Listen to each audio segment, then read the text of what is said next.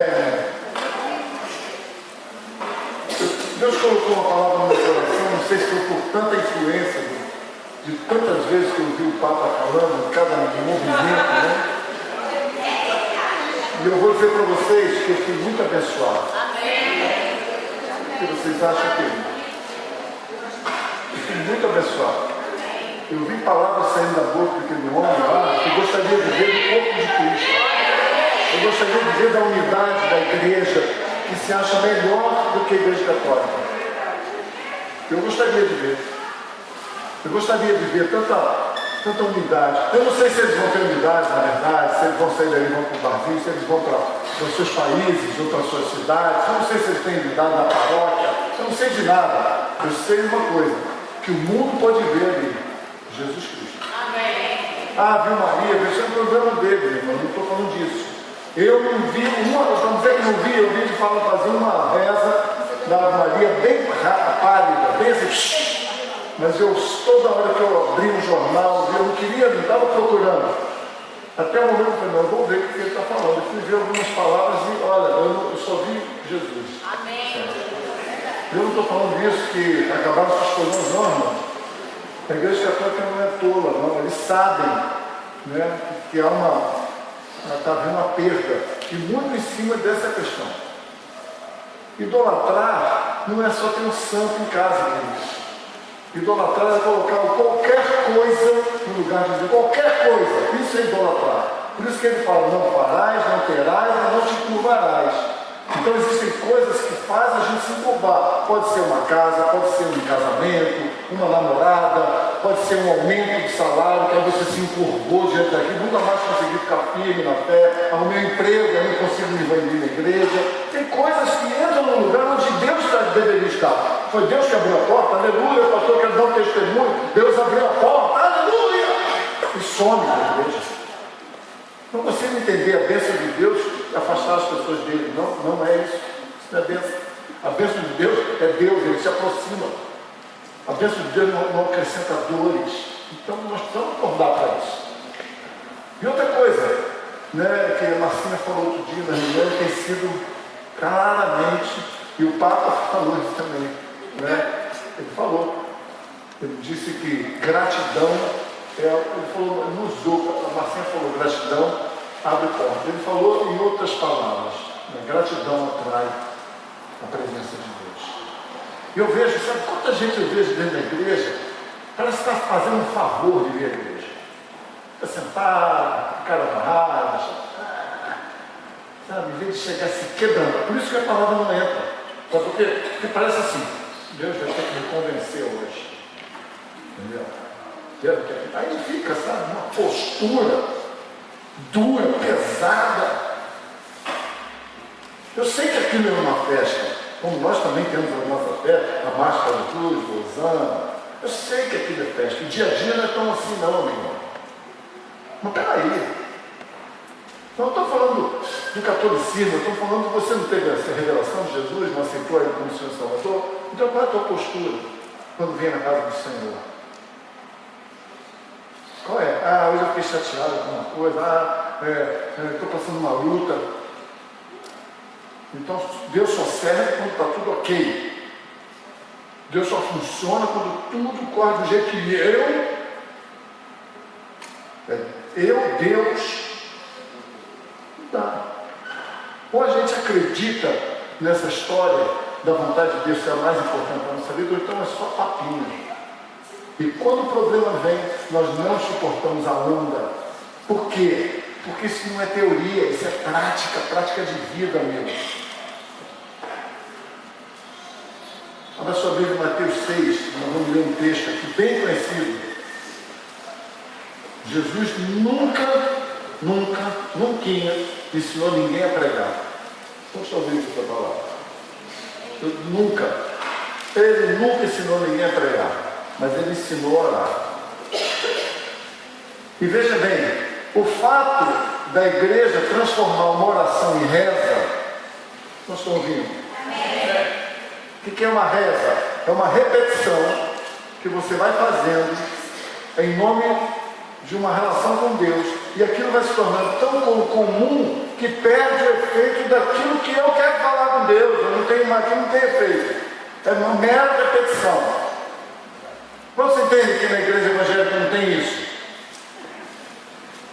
Tem. Olha como é que a palavra de Deus fala. Que as suas palavras não sejam muitas. Não é pelo seu muito falar que eu vou te ouvir. Ou então a mesma oração. Uma coisa é você agradecer todos os dias pela sua casa, pela sua família. Isso é uma coisa. E a outra coisa é você pedir a Deus todo dia a mesma coisa, como se Deus não tivesse anotado o teu pedido ainda. Ele perdeu a comanda. Então, oração e reza, a diferença está totalmente nisso. É a maneira que eu me projeto a Deus, acreditando que Ele está me ouvindo, e estou sendo muito sincero com Ele. Pode ser 5 minutos, 30 segundos, 1 hora, um dia inteiro, não sei. Mas você. Até porque eu acredito que nós estamos continuamente orando. Oração, a palavra orar significa falar. Né? Orar também é falar, discursar, né? Declarar. Então eu acredito que as nossas palavras, né, elas são isso o tempo inteiro.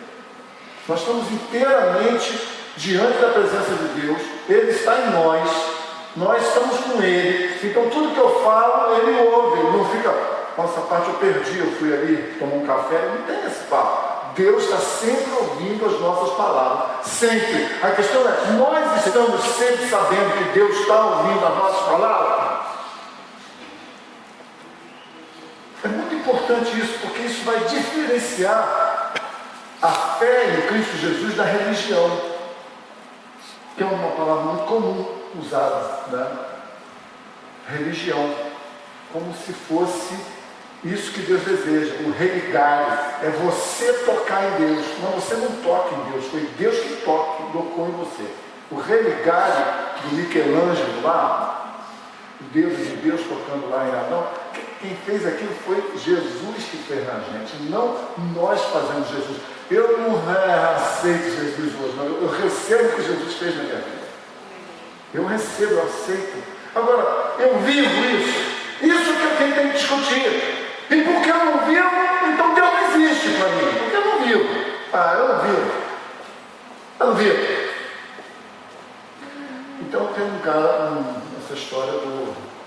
Uma vez o cara estava no barbeiro, cortando a barba, fazendo cabelo, de uma pessoa, e ele falou, eu não acredito em evangélico, não. Evangélico é tudo igual. Evangélico eu conheço um monte de gente aí que é evangélico, que não está firme. Eu conheço um monte de gente que não vai na igreja. Eu tenho uma família que foi assim. E o barbeiro crente sabe, falou assim, poxa, mas é verdade, não olha para isso, olha para aquelas pessoas que estão buscando, que estão querendo, né? Aí o cara insistindo, falando mal, eu não acredito nisso. Tantas pessoas passando fome, tanta gente em luta, as nações em guerra, como é que eu vou acreditar em Deus? Muito menos esse povo aí, eu não acredito em Deus na verdade, Deus não existe. Olha aí como é que está a humanidade, uma bagunça. E o barbeiro ficou olhando aquela situação e falou, puxa vida, pensando com Deus. Como é que eu vou falar com esse cara radical, agnóstico? Aí olhou do outro lado da rua, tinha um cara, né, andando na rua, e passando ali. Eu troquei o personagem, mas tudo bem. O cara pensava vendo já. Na verdade, quem falou com o barbeiro era o cara que estava cortando o cabelo. Eu não acredito e tal. Aí o cara sentado, deu para entender já? O cara que estava sentado lá que era o crente. E o cara falando, não acredito e tal. Aí o cara sentado, falou para o cara assim, olhando na rua, passou um cara barbado, que eu já sei, acho que a maioria já conhece a história, mas tudo bem. Não tem problema, mas é por causa do contexto. Vai lá, vou seguir, vai. E aí o cara olha e fala assim, pô, eu também não acredito em barbeiro. Aí o cara parou, pô, bobagem, agora só para me contrariar. Eu falei, não acredito em barbeiro. Como não acredito em barbeiro? Estou cortando seu cabelo? Não acredito em barbeiro. Olha lá no outro lado da rua, o cara barbudo e cabeludo. Como é que eu vou acreditar em barbeiro? Aí o cara falou, não entendi. Eu falei, como você não entendeu? Deus existe. Agora, se as pessoas estão procurando Ele, É uma decisão pessoal. Assim como as pessoas virem aqui cortar cabelo e fazer a barba como você.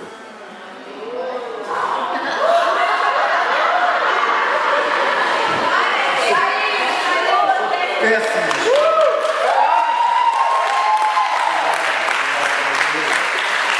Sou muito ruim de história. Mas o que eu quero falar sobre isso, agora o negócio não é nem contar a história, o negócio é conectar a história numa palavra. Isso é que está difícil, porque eu já nem lembro porque eu contei a história. Não, estou brincando, não lembro assim. Tu está ligado a isso, irmãos? Por que eu estou aqui pregando para umas pessoas? Umas estão anotando e outras estão assim. Por que acontece isso? Umas estão prestando atenção, ligadas, outras estão assim.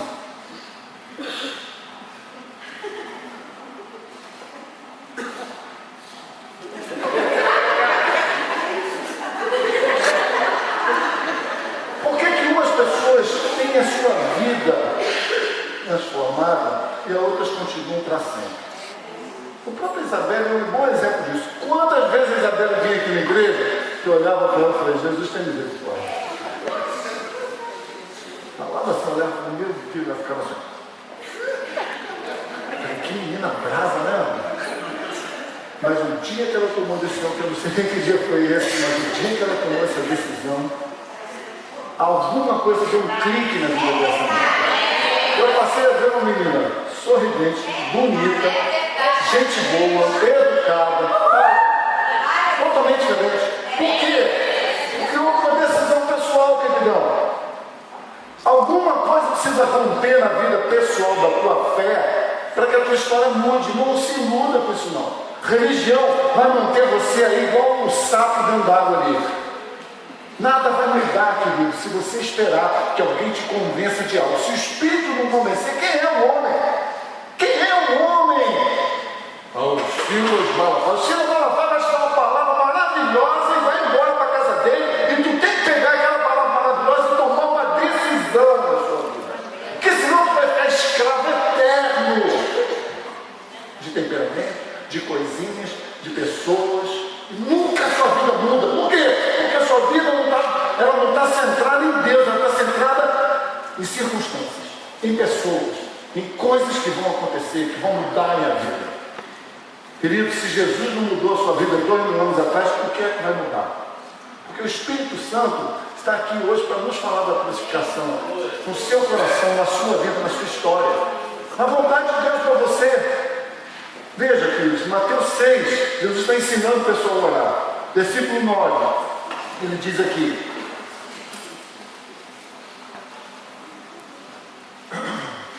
portanto, vós orareis assim, preste atenção aí: Pai nosso que estás no céu, santificado seja o teu nome, venha o teu reino. Está atento aí, irmão? E seja feita a tua, diga comigo, tua vontade. Tanto na terra como no céu. Para um pouquinho. Seja feita a tua vontade, tanto na terra como no céu. Pastor, isso é impossível. Não, não é possível. Você está confundindo as coisas. Na terra, ele não está falando na terra de pegar, ele está falando através daqueles que o recebem. A vontade dele é feita no planeta Terra. Na minha maneira de falar com o meu vizinho, na minha maneira de ir trabalhar, ir dar uma aula, ou receber uma aula, ou ir fazer qualquer tipo de atividade que norteie sua vida. O que ele está dizendo aqui não é que o planeta, a mudança vai acontecer no planeta, porque ele está falando que é assim que é no céu. Ele está dizendo uma verdade, uma realidade espiritual. Isso só acontece quando o domínio que foi dado a Satanás na terra, ele é confrontado por alguém que entregou o domínio do seu coração para Jesus, e aí Jesus, através da mudança que há no comportamento da pessoa, ela pode influenciar, transformar as coisas na terra. Quando isso é percebido, isso é vivido, nunca mais ao seu redor o mundo se torna, continua como era. Não é perfeito. Tem falhas, tem coisas acontecendo. Mas veja bem, seja feita a tua vontade.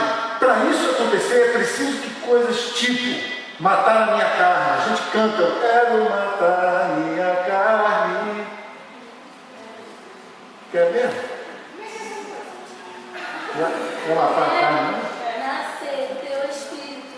Então. Quero matar a minha carne. Então. Ser tua vontade, doce espírito. Quantos gostam dessa música? Quantos cantam essa música? Quantos matam a sua carne?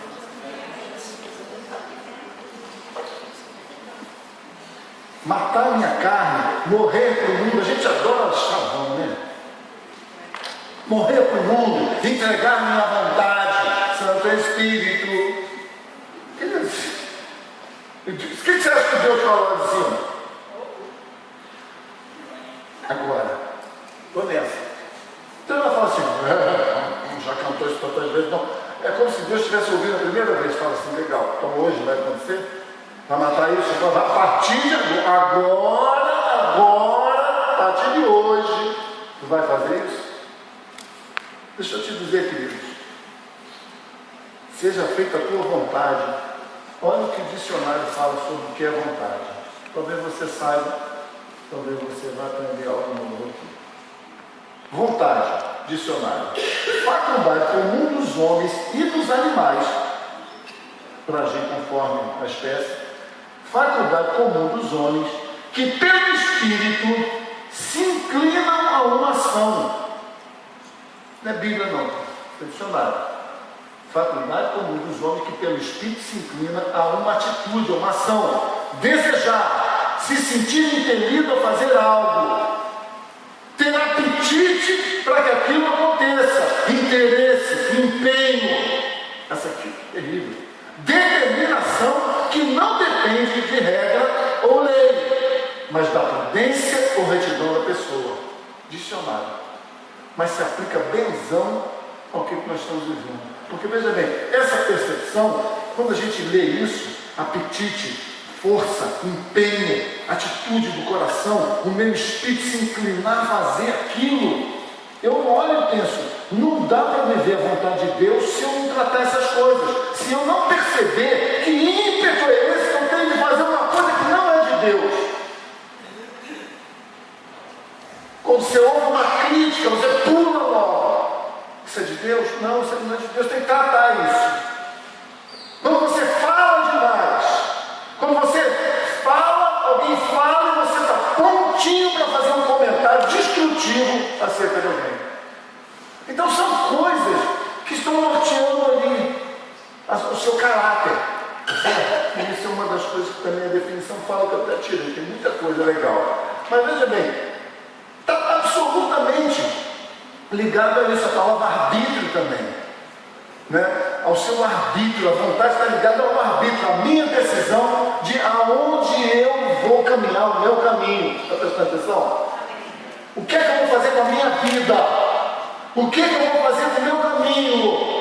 Eu acabei de dar o primeiro passo e o segundo, eu vou fazer isso com o Senhor. Essas decisões não são de Deus, elas são de uma decisão de liberdade sua, minha. Não dá isso para viver na vontade de Deus se eu não olhar para essas coisas e não dizer, eu sou assim, mas todo mundo é. Todo mundo tem alguma coisa. Esse tipo de comportamento, de fala, só atrapalha você a unidade de verdade. É claro que não vamos ter sempre coisas falhas, até porque as minhas falhas me deveriam me deixar mais humilde, reflexivo, para dizer, pô Deus, não está bom ainda. Por que eu estou um dia maravilhoso e no outro eu estou péssimo? Porque muitas vezes é no dia péssimo que eu encontro Deus. A gente não gosta disso não, nós gostamos do aleluia. Não dá para viver a vontade de Deus sem tratar essas coisas. Mas como é que eu vou saber qual é a vontade de Deus? Como é que eu vou entender? Jesus explica aqui na oração. Primeiro ele fala sobre quem Deus é. Agora ele diz, versículo 11. Não, já falei 11.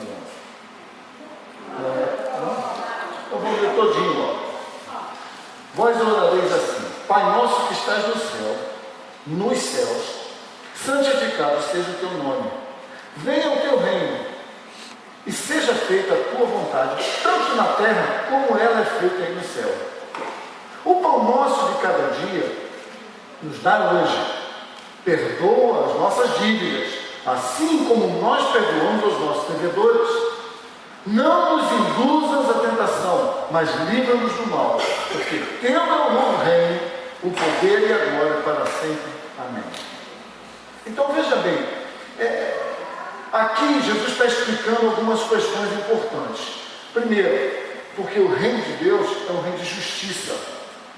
Isso significa que se Deus está te perdoando, você também tem que perdoar. Nós estamos ouvindo. Amém. Deus não vai fugir dessa regra, meu irmão. Você quer a bênção de Deus, mas você não perdoa, mas você foi perdoado. Nunca ninguém perdoou, Jesus te perdoou, o Pai te perdoa, e o Espírito Santo lida com as tuas fraquezas todos os dias. Então, se Ele pode habitar dentro de você, nas suas limitações, no tratamento na sua vida, e te perdoar continuamente, como é que você pode não perdoar alguém? É um princípio, amigo. Então, quando a gente diz, seja feita a tua vontade, eu quero que ele pense sobre isso. Aqui na terra, o que você faz, você recebe. É uma lei. Lei da semeadura. O que você faz, você recebe. É fundamental isso. Mas ele fala uma coisa interessante aqui. Ele diz, livra-me do mal. Não está falhando. Tem passado uns perrengues. Não é do mal, bati com o pé na quina do armário. Fui tirar comida no almoço domingo que eu fiz com tanto amor, caiu a tigela de lasanha, quebrou-se em 1000 pedaços. Deus não está me livrando do mal. Vou te dizer isso, uma outra tradução que eu li, que eu achei mais interessante. Livra-me do mal significa livrar do maligno, preste muita atenção. Livra-me do mal significa livrar do maligno que quer nos fazer refém daquilo que Ele mesmo oferece, como se fosse a melhor coisa do mundo. Pai, eu te peço, livra-me do mal. Que mal é esse? Aquele que você não entende, mas Ele sabe. Livra-me do mal, livra-me do controle que o inimigo tem sobre a minha vida, e eu estou gostando, na verdade, coisas que eu estou até gostando. Querido, olha, eu vou dizer um negócio para você, e eu não gosto de falar isso, principalmente porque parece, mas não sei se você sabe, mas o Alex está fazendo um trabalho maravilhoso. Todas as pregações do domingo saem no YouTube, é só você abrir o YouTube, aí você canal IMTV ou só MTV? Canal IMTV. Então eu não gosto de falar isso muito aqui, porque é tão polêmico, é tão chato, e as pessoas querem polemizar. Eu não quero polemizar, não. Eu só quero te dizer uma coisa. Eu olho para a nossa vida na Terra, e eu fico imaginando aqui há 100 anos, se Jesus não voltar antes, alguém olhando para trás e falando, caramba, como que a humanidade não percebeu que toda essa movimentação tecnológica travou os braços dela? Como é que a humanidade não percebeu que essa onda toda de Facebook, de internet, de tudo na internet, que eles não perceberam? Porque quando eles viram, eles não tinham mais vida entre si. Namoro virtual, escolher seu parceiro como um determinante de informações. Como é que isso aqui? Outro dia eu vi um filme, há muito tempo eu vi um filme, que essas coisas que às vezes Hollywood faz, sem parar para pensar que coisa idiota que nós estamos fazendo, né? Aí o negócio é o seguinte, eles faziam os robôs para viver a vida das pessoas, e as pessoas ficavam em casa deitadas na poltrona, assim, ó, com os olhos arregalados assim, cheios de fios, e o robô ia trabalhar, ia arrumar a casa, ia fazer as coisas. Para quê? A gente não pergunta, mas para quê? Para que tanta tecnologia? Está fazendo você mais feliz? Tu tem granjeado mais amigos? Tu tem tido mais amigos? Tu está mais feliz, assim, intelectualmente falando? Tu tem tido mais tempo com Deus? Tu se aprofunda nas coisas? Ou isso te rouba como eu tenho visto a maioria das pessoas roubadas, possuídas pela internet. Possuídas. Pastor, tem que saber usar. Então, quando você aprender, você me fala. Eu não vejo, eu vejo isso. Eu me transporto 50 anos na frente, eu olho de longe e falo, caraca, será que o povo não está percebendo que ele está sendo dominado pela máquina? Sabe aquele estilo de futuro que a máquina domina o homem? Isso. Não tem nada contra a internet. A questão é a gente parar para ver. Isso está interferindo na tua vida? Então está se tornando um Deus na tua história. Está se tornando um Deus. Veja bem, é isso que Jesus orou aqui, mas ele não podia dizer sobre a Macintosh. Ele está falando aqui, livra-nos do mal, ou seja, livra do maligno que quer nos fazer refém daquilo que ele mesmo está oferecendo como se fosse o melhor. Vou ter que ler de novo. 13. Então, não nos induzas à tentação. Ele está falando com quem aqui? Quem quer dar uma tentação, uma tentativa? Com quem ele está falando? Não nos deixe cair em tentação, a nossa oração. Ele está falando com quem? Com Deus? Com Deus. Mas ele está falando com Deus, não nos deixe cair em tentação? Que isso? Blasfêmia. Não. Sabe por quê, queridos? Por que ele diz, não nos deixe cair em tentação? Quantos lembram da pregação de quarta-feira, quinta? Amós 4:9, veja em casa. Veja bem, quando ele fala através de Amós, ele diz assim, fui eu que trouxe a praga, fui eu que trouxe a locusta, fui eu que caí de pau em cima da tua horta para que você se voltasse para mim novamente. Fui eu, não foi o diabo, não foi o inimigo, fui eu. Então eu vou ler de outra maneira para você. Por isso, livra-me do mal. Não me deixe cair em tentação. Vou falar parafraseando. Se por acaso, Deus, se por acaso eu estiver cego, não deixe eu cair em tentação. Ou seja, não me induzas ao erro que eu pareço desejar. Porque foi o que ele fez em Amós. Em Amós? Ou seja, não me induza, Deus, porque, deixa eu te explicar melhor. Quando Deus percebe que tu está assim, moderninho, né? Porque tá, mas quando ele olha e vê que está assim, meu irmão, cego, atraído, engodado, sabe o que Deus faz? Ele não está me ouvindo, eu estou gritando, não vai para lá, não vai passar. O que Deus faz? Ele deixa você cair, para que você possa sentir saudade dele, se lembrar dele e voltar para ele. Mas a oração que Jesus está falando é, acorda, meu irmão, peça para Deus, Deus, não me deixa cair em tentação, Deus, não me deixa cair em tentação, mesmo quando você vê, Deus, que eu estou gostando do negócio. Está entendendo, irmão? Porque Deus vai perdendo a essência da nossa vida. Deus não é internet, Deus ele não é tecnologia, Deus é a coisa mais simples. Ele não precisa de botão, não precisa de dar carga na bateria, ele não precisa crédito no celular. Deus não precisa de nada, ele só precisa do seu coração. E ele mesmo se conecta com você e dá direção e move a nossa vida. Isso é Deus. Mas nós estamos criando um sistema de viver onde, se nós não temos bateria, meu Deus, e agora você se vai para a rua?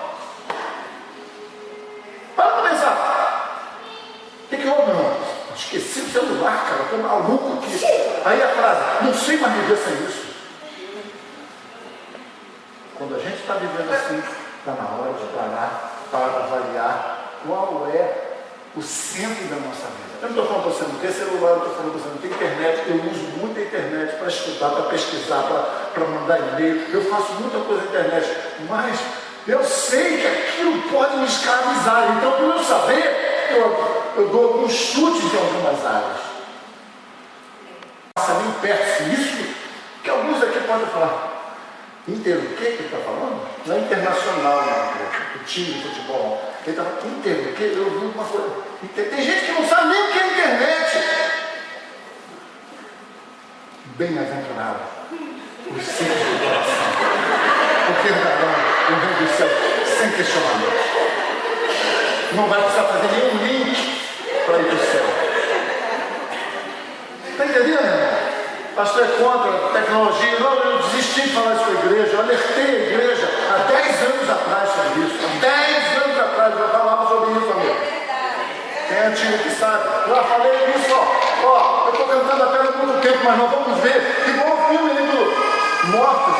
Como é que é mesmo o nome do filme? Mortos Vivos. Walking Dead.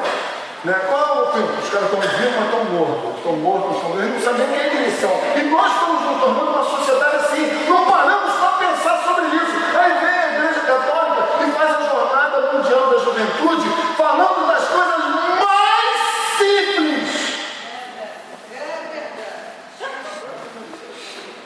Aí nós, evangélicos, ficamos assim.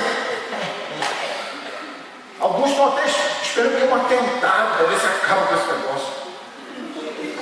Estou sendo honesto, irmão.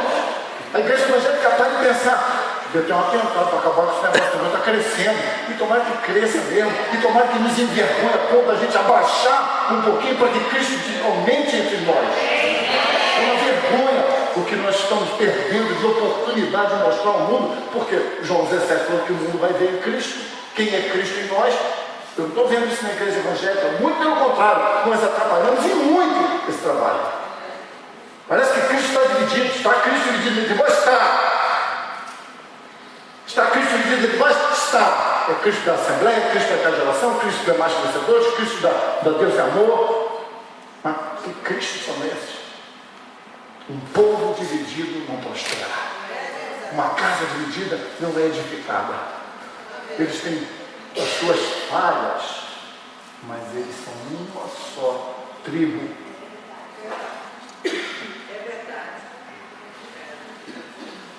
Meu Deus, se Deus perceber que eu estou indo para o buraco, Ele vai deixar eu cair para eu voltar. Deus, como é que você pode deixar eu cair? Não, na verdade eu não deixei você cair, eu avisei muito. Vocês estão ouvindo?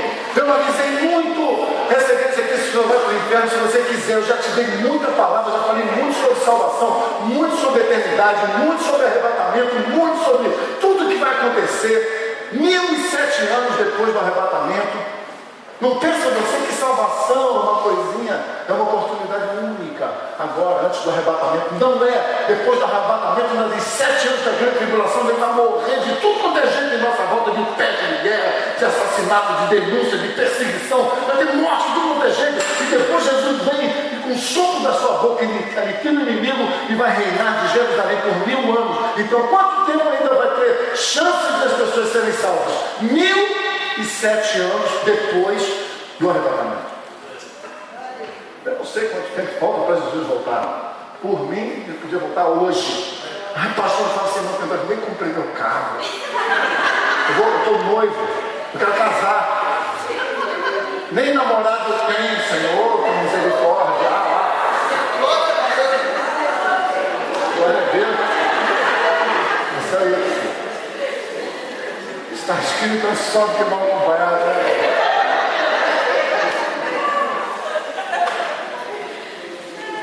Seja feita, diga comigo, seja feita a tua vontade. Meu Deus, abra sua Bíblia em Mateus 26.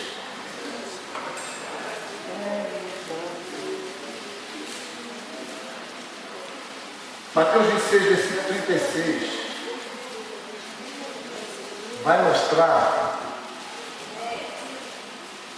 uma cena incrível.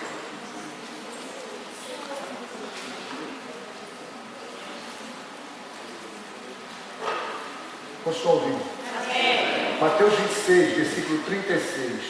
Diz aqui: Jesus no Getsemane chegou, Jesus com eles, a um lugar chamado Getsemane, e disse aos seus discípulos: assentai-vos aqui enquanto vou orar ali em cima.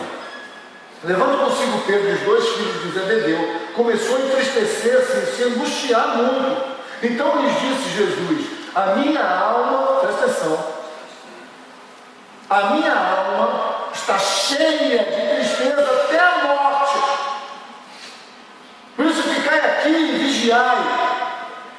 E indo um pouquinho adiante, prostrou-se Jesus no seu rosto, orando e dizendo: meu Pai, se é possível, passa de mim esse cálice. Todavia, não seja como eu quero, mas como tu queres.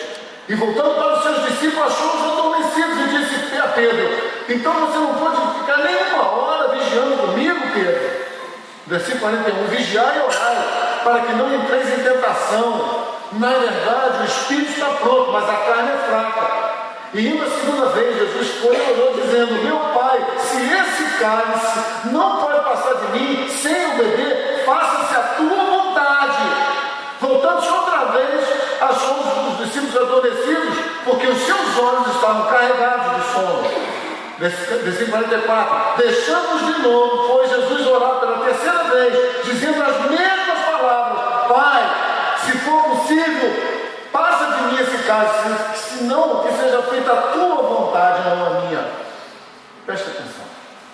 Então chegou Jesus junto dos discípulos e disse: dormi agora e repousai, e eis que é chegada a hora, e o Filho do Homem será entregue nas mãos dos pecadores. Levantai-vos agora comigo, partamos, eis que é chegado aquele que me trai. E logo nos versículos de baixo Jesus é traído no Getsemane. Preste atenção comigo aqui, querido. Acompanha comigo essa palavra. Preste atenção. Jesus está no Getsemane. Jesus era homem.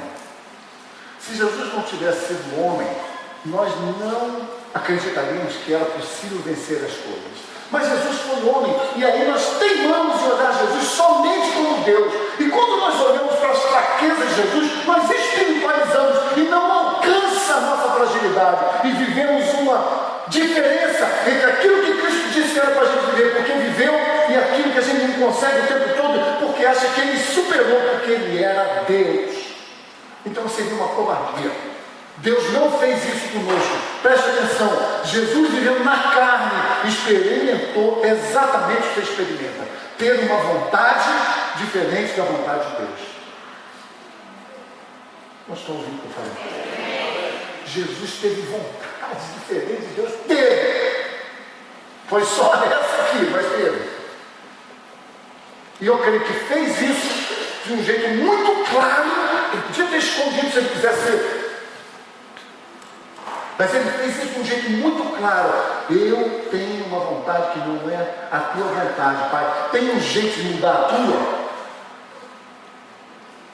Quando Jesus faz isso, ele está dizendo para você, Xande, olha, eu entendo a sua dificuldade.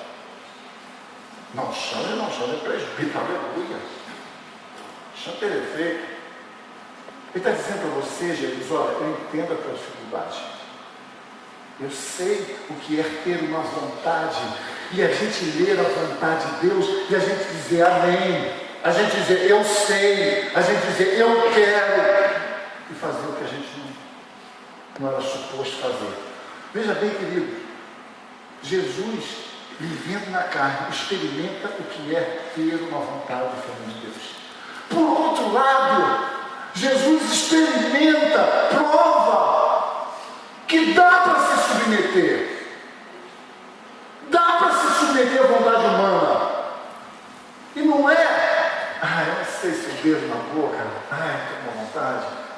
Eu não sei se eu vou na casa dele só para acordar ele. Eu não sei se eu digo a verdade no trabalho, porque isso pode me prejudicar. Não, eu não gosto de fofoca, vai gerar muito problema.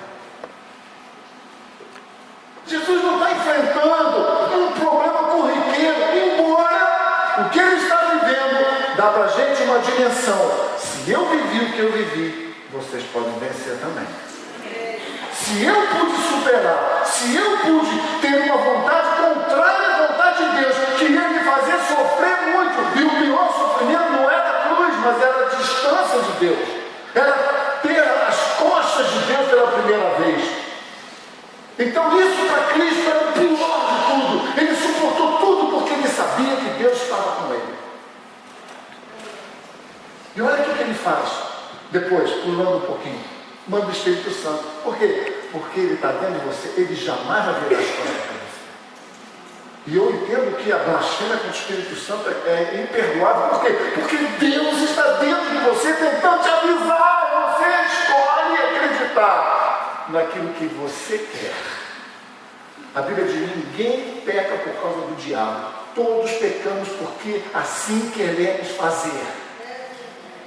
Alguns vão chegar diante de Deus e falar: Deus, daquela dia daquele namoro, aconteceu aquilo, o diabo falou: não tive culpa de nada, não, a vontade dele, rapaz. Ele fez porque quis, porque estava cheio de desejo dentro do seu coração, que não botava para fora. Porque vontade, querido, é uma coisa e ação é outra. A vontade tem que ser tratada, a atitude tem que ser transformada. Como? Pela renovação do meu entendimento. Conhecereis a verdade e ela vos libertará. Preste atenção, querido. Jesus olhou para aquilo e disse: eu vou vencer isso. Pai, se não tem jeito, que seja feita a tua vontade, não a minha. Por que ele fez isso? Porque ele queria puxar o saco daquela situação? Não! Porque ele estava dizendo: Pai, eu quero me tornar um com o Senhor. Ainda que eu passe um momento difícil, eu sei que quando isso acabar, nós seremos um. Jesus fez isso porque ele queria se tornar um com Deus. E ele está dizendo para mim e para você: Pedro, Jaque, quando você for enfrentar a tua luta amanhã, não se esqueça disso. Vai dar vontade. E vai dar vontade que não é de Deus. E aí, como ninguém percebeu, como ninguém soube, aí na hora que eu ia fazer, pintou um problema, eu nem fiz, mas por dentro eu guardei um desejo que não era da parte de Deus. Continuou ainda sendo alimentado no meu coração. Ao invés de eu dizer: ai, que droga, olha o que eu sinto, Deus, toma esse fardo da minha mão, me livra disso. Existem coisas que eu olho, parece que todo dia dessa não sai o negócio. Gomeleca.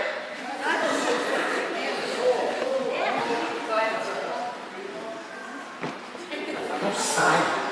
Você está pedindo, você está orando, você está clamando, você está jejuando e a coisa não acontece. Você é refém daquilo. Tem uma hora que você tem que falar: Deus, não tem mais Deus, eu não aguento mais. Agora Deus fica esperando até onde você aguenta, porque Ele não quer que você aguente. Ele quer que você se conscientize que Ele está esperando que essa circunstância que você vive, e eu não vou diminuir aqui para não parecer engraçadinho, a circunstância que você está vivendo, ela existe, permitida da parte de Deus, para que você olhe para Ele e diga: Deus, dá para me ajudar aqui? E Ele vai falar: claro que dá, estou contigo. Até onde Deus pode ir comigo? Até a cruz.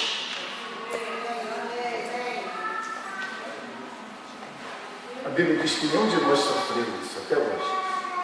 Alguns sofreram na igreja primitiva. Então, querido, o que nós queremos chamar de um processo, que é outra desculpa da igreja? É verdade que existe um processo, mas aquilo que a gente quer chamar de um processo para justificar a nossa continuidade no erro, presta atenção, é óbvio que é um processo, é óbvio que até Jesus voltar, eu vou estar sendo tratado. É óbvio que existem coisas que eu conquistei há 5 anos atrás, que de repente ela volta e eu falo: caralho, eu pensei que eu tinha me livrado disso. Existem coisas que parecem que voltaram, e às vezes parece que voltaram pior. Por quê?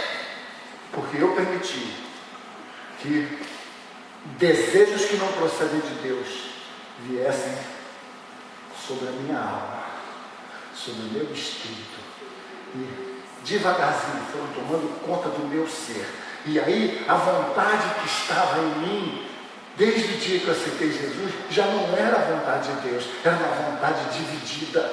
Só que uma vontade dividida é igual matemática: mais com menos dá menos. Mais com menos não dá mais. Mais com menos dá menos.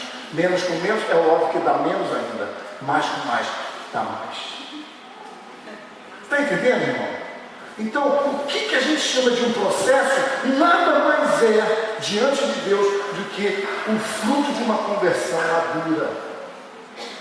Nós precisamos ter uma conversão madura. Está me ouvindo, irmão? Diga: eu preciso amadurecer a minha conversão, a minha fé. Eu preciso ser provado na minha fé. Abra sua Bíblia em Oséias. Vai no índice logo. Eu já marquei ali.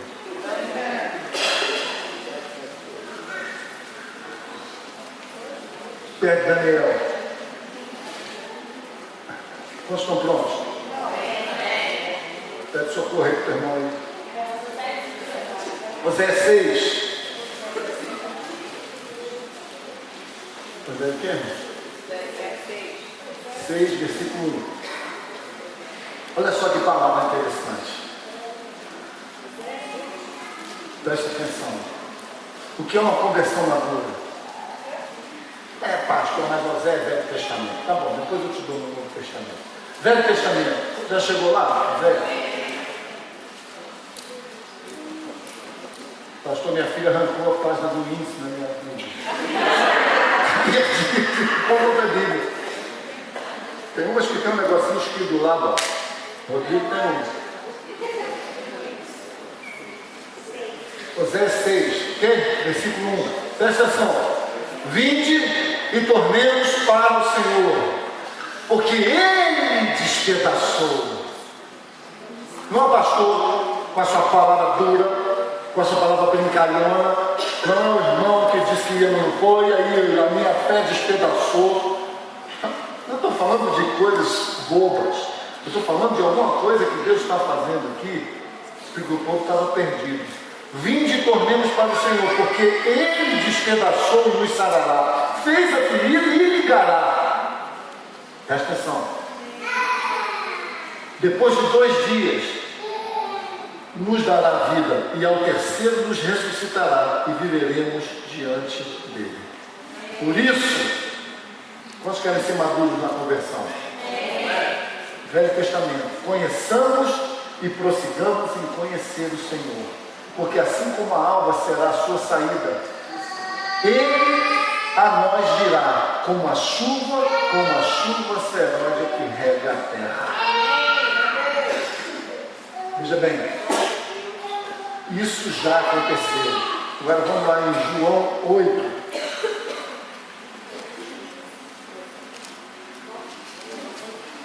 Todo mundo conhece. João 8, 32.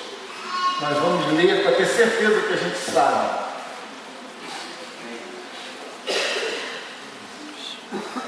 Vamos tomar. João 8, 32. Diz aqui na minha Bíblia. Está lá, não? O contexto do João 8, 32 é a permanência. Veja bem, quantos lembram da regrinha de português? Ser, estar, permanecer. Quantos lembram? Quantos lembram? Diga, ser, estar, permanecer. Quantos lembram? Tem mais uma palavra, qual é? Continuar. Tem outra. Continuar. Tornar-se. Ser, estar, permanecer, tornar-se. Ou seja, a palavra tornar significa torna. Não, ficar significa fiquei. Tornar-se é um processo que não acaba nunca mais. Então, preste atenção. Diante dessa palavra revelada, nós estamos revelados aí. Jesus está dizendo, 31, se vós permanecerdes na minha palavra, verdadeiramente sereis meus discípulos. Não tem religião, não tem conversinha fiada. Eu caí, pastor, eu fui pego de surpresa. Mentira, gostou, estava querendo. Pastor duro, né? Não, duro é consequência do erro. Jesus está dizendo, é impossível, se você permanecer em mim e a minha palavra permanecer em você, verdadeiramente você vai me seguir. É o que ele está dizendo. Amém. E aí o que vai acontecer? Se você permanecer e a palavra em você, e você seguir Jesus, conhecereis a verdade, e a verdade vos libertará. Tem uma tradução que eu amei. Conhecereis a verdade e ela vos tornará livres. Caraca, sabe para que serve isso, meu irmão? Para tudo que você está vivendo, e eu também hoje, tudo, malvor, rabugice, chatice, fofoquice, mentirice, tudo que diz por aí. Conhecereis a verdade em que você se encontra. Você vai conhecer quem eu sou, o que eu faço de errado. Talvez ninguém saiba, porque tem coisas que você faz lá no outro município, você tem matrícula lá. Conhecereis a verdade da performance que eu tenho na vida, mas a verdade de Deus, quando ela chega, ela me liberta, porque ela me mostra aquilo que eu estou vivendo, me mostra aquilo que eu sou e me liberta. A palavra de Deus é assim, querido, é uma espada. Ela corta e cura. Fez a ferida e sarava. Mas que liberdade é essa, pastor? Responsável e madura. A liberdade de Cristo, amigo, não é vir na igreja e dançar somente, não. Quem dança, vigia os seus passos. Porque não é fácil dançar na presença do Senhor, porque você está na carne, né? Você está na carne, você não está flutuando. E você ser espiritual ao mesmo tempo. Isso não é coisinha de festa de igreja, nós fazemos dança aqui, sabe? Não, queridos. O que é essa liberdade? A liberdade é eu poder dançar na presença do Senhor. E isso é uma coisa que eu aprendi com a Janice. Ela ficava em casa, no quarto dela, dançando na presença de Deus, prostrada, fazendo coisas para o Senhor que eu não tenho a menor ideia. No céu eu vou ver os vídeos. E ela vai estar me esperando na porta lá. Estou passando um domingo. Vamos ver o vídeo. Se eu não tenho comigo, como eu tenho para dar? Então você vai para a dança, para a música, para a palavra, para a amizade, para a honestidade, para a sinceridade, para abençoar. Veja bem, queridos, conhecereis a verdade, ela nos libertará. De que maneira? Responsável e madura. Abra sua Bíblia em Hebreus 8, que eu vou fechar aqui te mostrando essa palavra. Novo Testamento, agora você não pode pular. Hebreus, ele vai falar dos dois lá. Achou lá? Hebreus 8, versículo 10.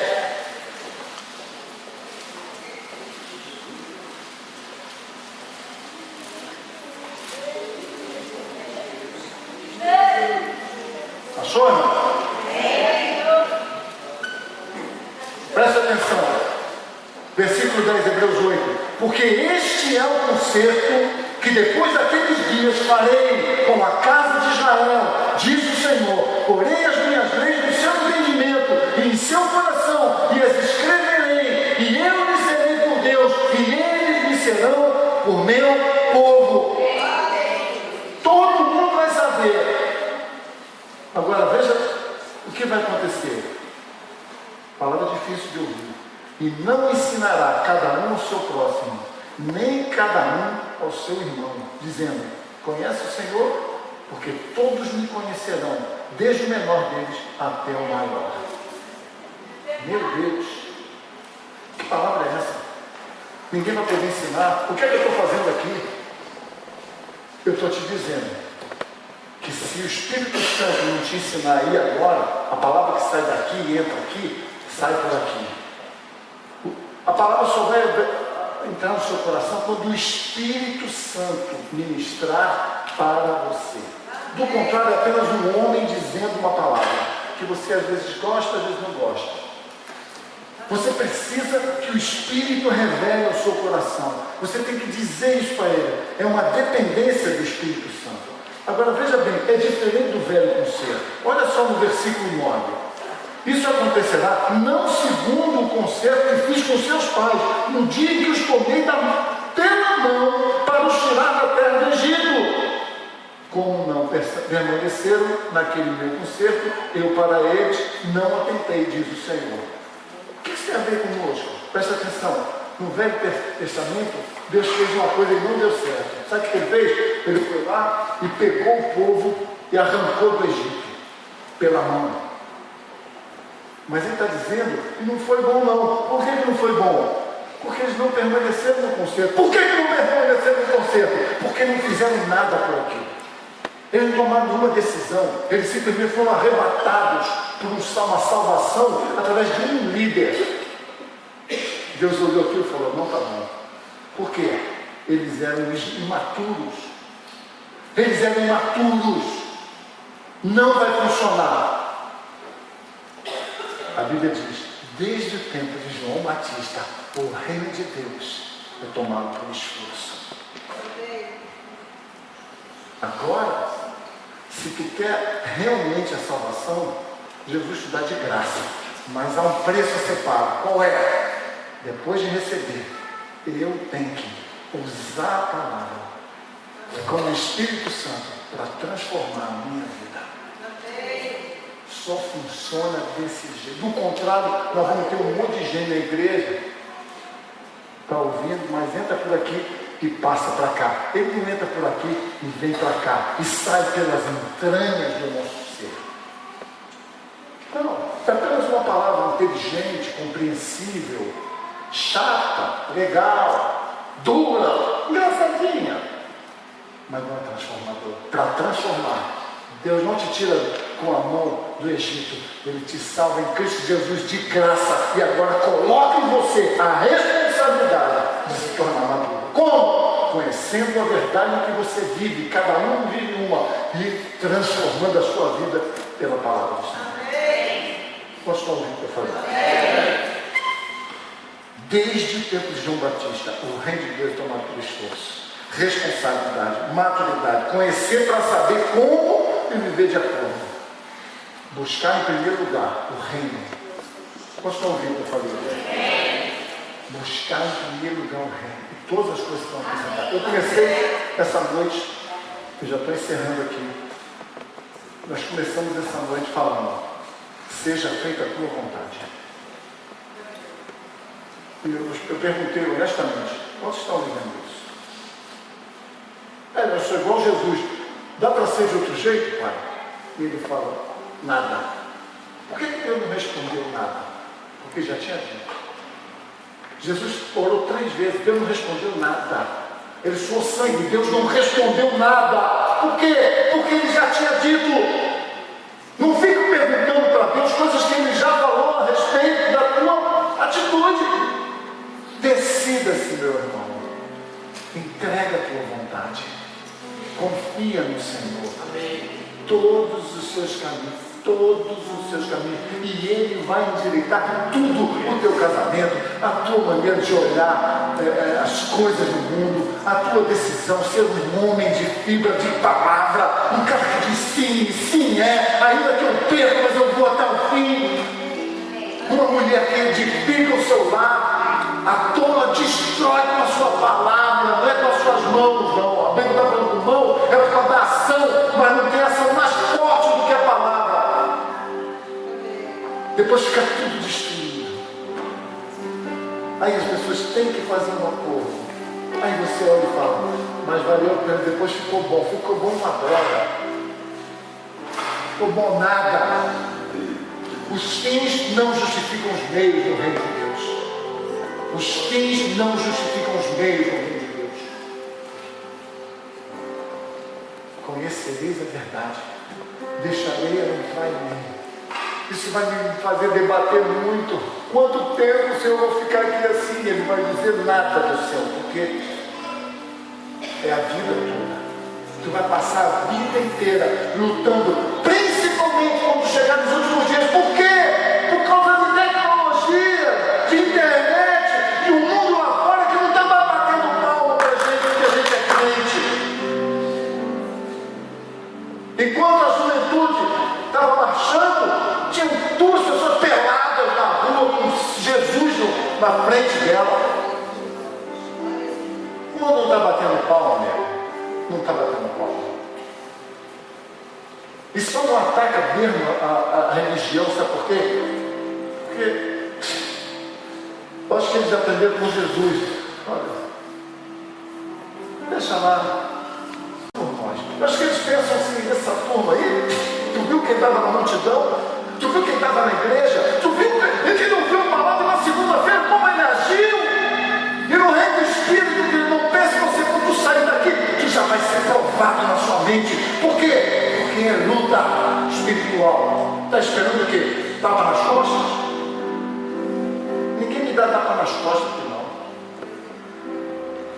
E outra coisa também, eu nem quero.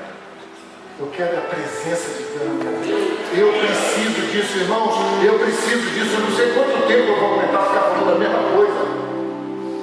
Tem hora que cansa. A igreja precisa responder. É como o irmão falou aqui. Por que a gente não vem numa reunião de oração? Dá 15, 12 pessoas aqui, saem daqui, 15 para 18, abençoada, cada um fala uma coisa, troca, chora, o outro passa lá pelo outro. Não, pastor, eu sou muito cansado. Eu sei. A tua vontade prevalece. Pastor, mas é que eu não estou seguindo a vontade de Deus. Eu estou dizendo sim, preguiçoso. Não quer se levantar cedo para vir numa reunião de oração, mas faz isso para experimentar um carro novo, para ser abençoado no emprego. Isso nós fazemos muito bem, mas para vir aqui não vem. E só vem quando precisa. Cadê os outros, Jesus? Que eu curei? Meu filho, cadê os outros que eu curei? Jesus, só vim eu. Só eu estou aqui para agradecer. Os outros pegaram a bênção. Aí, sabe o que fica pensando? Que agora eu tenho a bênção para viver. Até que essa bênção se desfaz no lenço nariz e se torne em nada. O pouco que tu está levando para casa não é nada. Eu quero que você olhe, por favor. Pense sobre isso. O Espírito de Deus precisa falar com você. Você não pode vir para a igreja e ficar me olhando. Você tem que vir na igreja e dizer: Deus, fala comigo. Usa esse homem para falar comigo. Rasga meu coração, Deus, quebra esse coração de pedra. É aqui, o problema é aqui. Ninguém está aqui que não precisa ouvir essa palavra. Começar por mim. Todos nós.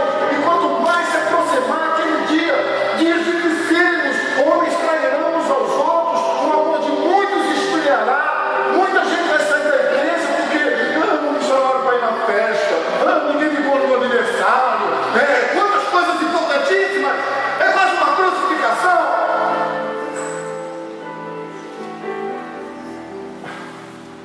Deixa eu te dizer, querido, a igreja, Deus olha do céu e fala: eu estou a ponto de vomitar.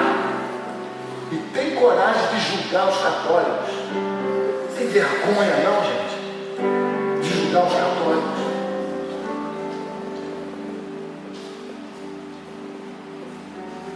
Eu quero dizer para você, em nome de Jesus, Deus quer derramar um avivamento. Mas um avivamento, deixa eu te falar o que é um avivamento. Avivamento é a gente vir para a igreja e falar: caraca, mas 6h30 eu estou aqui 5 horas orando. Avivamento, a primeira coisa que me vem na mente quando acordo, eu quero ler a palavra do Senhor, porque eu não posso viver sem isso. Avivamento, eu sabia que alguém está enfrentando luta, e quando a minha mente pensar, dizer: bem feito, eu falei: bem feito nada. Irmão, como é que está aí? Precisa de alguma coisa? Estou orando por você. Avivamento é a gente diminuir para que Cristo cresça em nós. Isso está acontecendo na sua vida? Isso está acontecendo na sua vida, irmão? Quando está só vindo na igreja para observar, não deve ser bom, não. Jesus está voltando, amigos. E ele disse que os últimos dias seriam difíceis. É difícil demais ser crente hoje. Mas vamos levando. Vamos levando. Vamos levando. Vamos levando. Mas Deus quer levantar uma geração no meio desta geração corrupta. É o que diz a palavra do Senhor. Eu vou levantar para mim profetas numa geração corrupta, corrompida, cheia de desejos que não são os meus desejos, cheia de vontade que não tem nada a ver com a minha vontade, incapazes de olhar e dizer: Deus me perdoa, quebrando o meu coração. Não dá, estou muito cansado para fazer isso. Eu quero orar por nós. Eu preciso dessa palavra. Quantos precisam dessa palavra? Quantos precisam dessa palavra? Quantos entendem que a palavra só, a Bíblia diz: errai por não conhecer a palavra e o poder que há nela para mudar a sua história. Você erra porque não conhece as escrituras e o poder de Deus. Que poder é esse, pastor? O poder de fazer ser a verdade da sua vida e você deixar de ser um crente casual. Eu vim na igreja quando estava, eu vim na igreja que eu estou precisando, eu vim na igreja hoje porque eu me organizei. Eu disse: hoje eu vou. Enquanto estiver assim, está cativo. Tem uma hora que você tem que dizer: eu não vivo mais sem o Senhor. que seja feita a tua e não a minha vontade, porque a minha vontade não é boa, mas a do Senhor é. Ainda que me leve a viver na cruz, significa deixar todos os meus desejos ali. Todos os dias, todas as horas, cada segundo, cada minuto, é uma vida radical a vida de Deus. Pai, em nome de Jesus, eu quero orar por mim e pelos meus